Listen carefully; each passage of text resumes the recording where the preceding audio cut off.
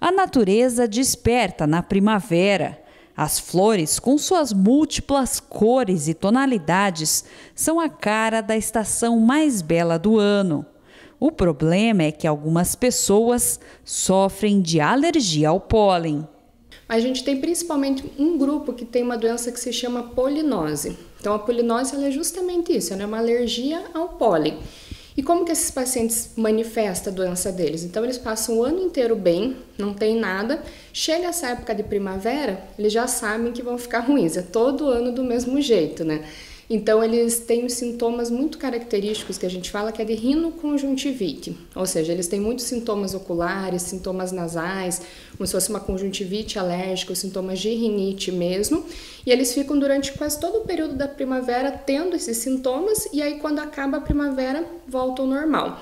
Só que a gente também tem os pacientes que têm uma rinite durante o ano inteiro. Então a gente fala assim em rinite perene, que é a que dura o ano inteiro, e a sazonal, que dura só em uma época do ano.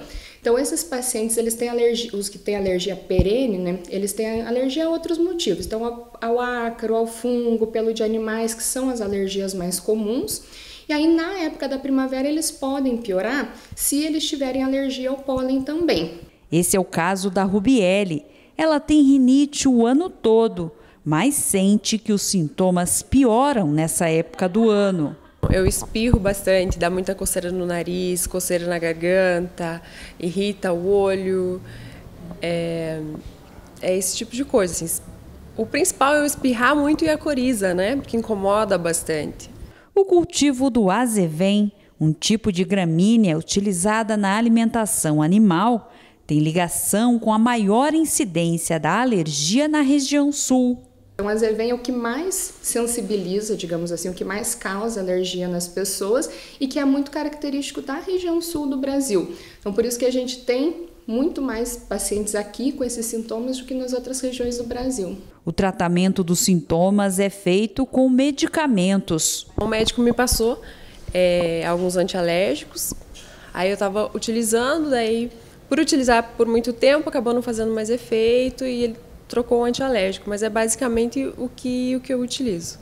A médica alergista explica que, além dos medicamentos, alguns cuidados podem ajudar a amenizar os efeitos da alergia na primavera. Primeiro tem que tomar muito cuidado com os horários de pico que o pólen está no ar.